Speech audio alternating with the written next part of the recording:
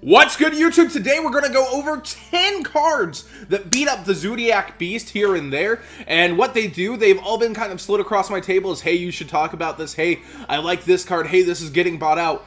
Let's go over these. First off is a very hype card, Power Filter.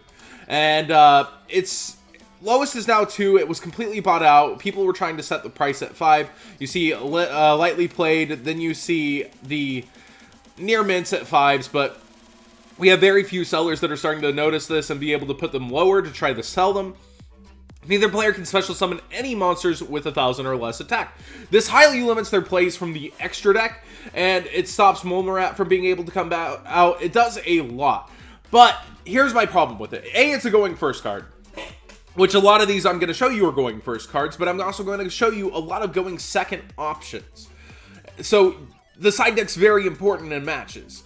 B, this card is going to be known. It's on the field. It's not a trap. They don't have to guess what kind of counter it is. They know what they're playing around, and they know what they have to do to get around it. And see, it's susceptible to spell and trap destruction. Zoodiac Beasts are not going to run spell and trap destructions. They're going to be able to go in and really fight. Like, you're basically gambling by playing this card, in my opinion, rather than trying to formulate a strategy that you can force whenever you want. Zoodiac Beasts are tier 0. Don't get this wrong.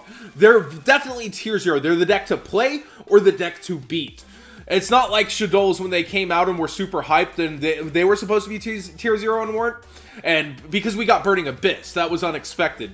But this is like E-Dragons, where, yes, there were other decks, but E-Dragons were the deck to beat. Spellbooks and Evil Swarm, they were not the decks to beat. E-Dragons were the deck to beat. Just like Necros, there was Shadows, there was BA, there were Cleaforts, there were Satellar Knights. But when Necros came out, they were tier 0. They were the deck to play or the deck to beat. And then there was, and that's when draft ended, and we really saw its dominance when it took all those white CSs. So, Power Filter, in my opinion, it's not going to slow them enough because they will be playing out main deck probably, and even more in the side deck. I like a lot more of these options, such as this one, very similar. Chain Disappearance, I can see why it's very good. We see that the supers have actually been bought out in anticipation. But what's the newest text of this? When a monster with 1,000 or less attack is summoned, banish that monster or monsters with 1,000 or less attack. Then your opponent banishes all cards with the same name as that card or cards from their hand or deck. This is not a hit extra deck. Don't get confused about this. This happened in BA format. They were trying to counter Graf, Dante, etc. And there was a huge argument over if it would hit all the Dantes out. No, it does not. So yes, this will not be hitting your extra deck at all. But what does it hit? One of their most important cards that many are speculating will be very expensive. Molmarat, hitting all the copies out. Oh yeah. But overall, I think if we see increased play in this, there are newer cards that counter it, like Pot of Acquisitiveness. So I could see this being a thing, but quickly getting countered. Also, its weaknesses, it's a going first card, also susceptible to spell and trap destruction, which a lot of my options will not be. The next two probably will be, and then our next few will not be. The next few will also be going second cards. So this one has been slid across my table, and I really do like it, but I see its problems as well. Declare one extra deck type monster, or one extra deck monster type card, Fusion, Synchro, or Xyz. If 2 or more monsters of the declared type are on the field, make each player send all monsters of that type from the field to the graveyard. Oh, look at that incline. Normal 13 cents, but we've got 6 cents. Like, please take them from us. But hold on here. It's a 2016 Mega Pack card. So it has its, it's very, very flooded on the market. There's a ton of these. But it's very good. Its downfall is that unlike Dimensional Barrier, it almost sounds like Dimensional Barrier, right? It destroys, so it limits your own field. But it's also cool because you can set up your own fields with things to be destroyed on purpose if you're not playing Zoodiac Beast. And so you're able to play this as a way to, like, have a board that you would purposely break yourself. Maybe Dante? Hey, why not have more years of BA?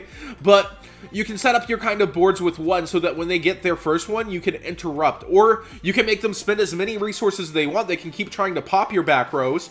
And as long as they keep missing, you can get them to commit as much of their extra deck to the field as possible. and then slam them, and they're just resource drained. They'll be so hurt.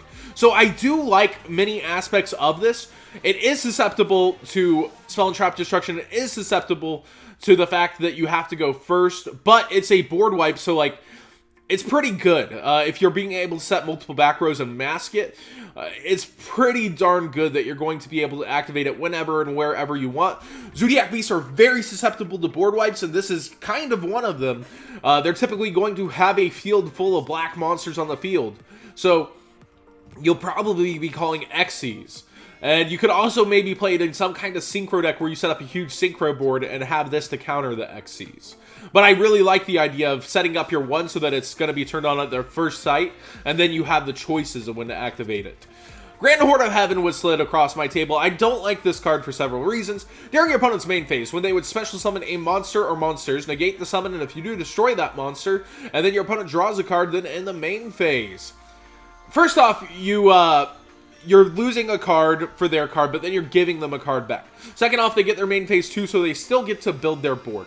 Yes, you're not dying this turn because their battle phase is gone, but it's a going first card, it's susceptible to spell and trap destruction, and on top of that, you're giving cards.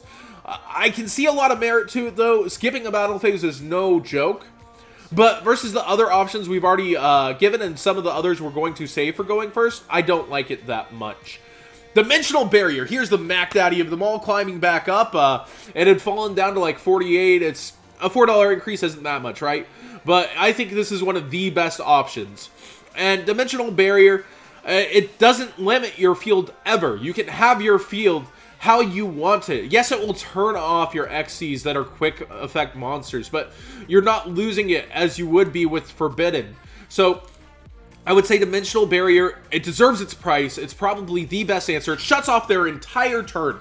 And as a going first card that guarantees you to shut off their entire turn, not just their battle phase, not just their main phase one, and it's not susceptible to spell and trap destruction because you can flip it and call whatever you want. And you can main deck it, unlike most of these cards that you would probably be wanting to side. It definitely deserves its price, it's definitely there, and it's definitely one of the best options. But I wanted to show a variety of budget options and their weaknesses versus the best. And what weakness does this have? Well, it will turn off your quick play Junishishi monsters, and it will, you know, limit you in some aspects, but overall, you're protecting your field and turning their turn entirely off. Very similar to Artifact Scythe. Artifact Scythe is going to shut off their entire extra deck, not just one type, put a 2200 monster on your board, and you're able to play it with your own spell and trap destructions. We've seen it do well with the Wind Witches over in the OCG. That's why the price has spiked so hard, and consistently, it was at 8, it's still at 7, that's pretty good for a spike. And Sanctum, very similar. So you have multiple ways. You have 6 ways to draw your Scythe engine. 3 Scythe, 3 Sanctums. And so that's 6 cards to be able to get to what you need if you're going first. And there's ways to turn this on going second as well, just like Dimensional Barrier. And I'll show you that in a bit. Actually, there's a way to turn on all your cards. It's broken. But overall, I like that Sanctum is overall able to just churn out a 2200 beater that shuts them from their extra deck, stymies their entire turn, and it's unlikely they're playing defensive back rows back, besides things like Dimensional Barrier to try to stymie you, so you're going to get massive damage in probably the turn following. I really like it. I think it's very good, and we'll probably be seeing a lot of this in the format compared to what we had originally expected a couple of months ago when all of them were announced. Now, Interrupted Kaiju Slumber is the card that will turn all these on for you. I cannot stress this enough. Kaiju Zoodiacs are a huge part of the format, and there's a reason for it. A, the Kaijus take care of almost all of their problem decks. B, it field wipes them. Their board is super susceptible to field wipes, just as we mentioned with Forbidden. But Interrupted Kaiju Slumber is able to just completely board wipe them, put a huge monster on your field, put a smaller one on their field. It gets past the artifact engine unless they're trying to moral attack your Kaiju, so you're going to be able to go off if they don't summon a Scythe, and it just gives you so much. It's crazy, and it's been spiking slowly again. We had shown it off, I think just last night, and it was a little lower, but you need to realize this card is insane, like, for what it will do, and the utility of having the Kaijus in your main deck, and Oh, it's just so good. Like, you are going to see a lot of this activated. It's a dark hole that summons a bigger monster to your field and a smaller one to theirs. What's not to love?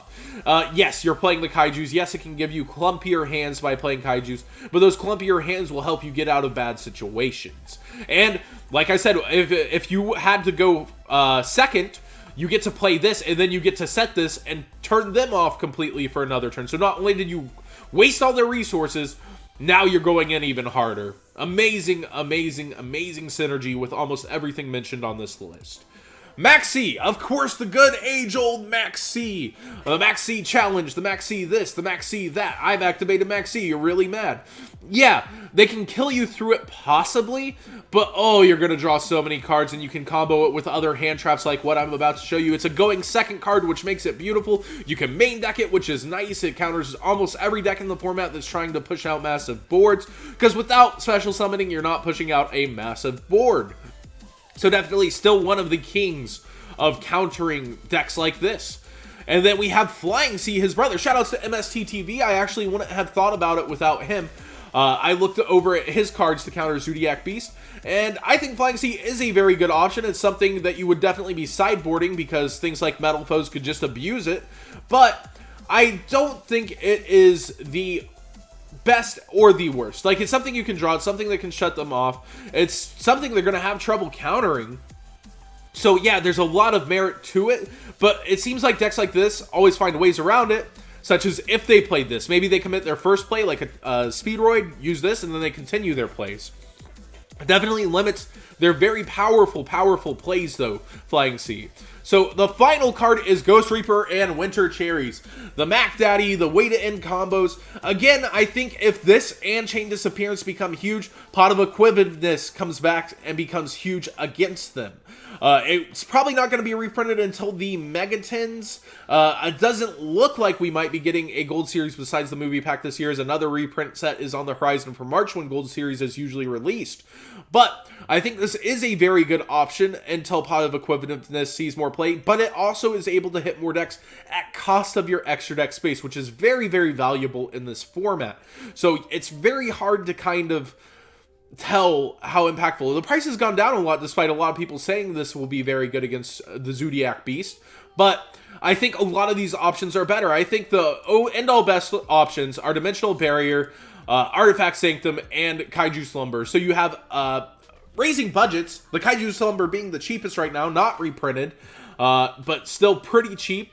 You have the Scythe engine, which the supers are still 3, and these a playset would be 60. That's relatively budget compared to one of these being almost 60. So I would say there's so many options for you, though, that are budget. I don't like this because they know what it is. I do kind of like this, but I don't like that, you can't shut them off completely like many of the other options. Well, it can shut them off completely, but you have to hit it at the right time. I do like this, but I don't like that it will affect the boards you can build and the decks that you can play it with. Grand Horn of Heaven, I don't like much at all. Dimensional Barrier, the best. So that's my review of this entire kind of top 10 almost. Like, I think these were 11.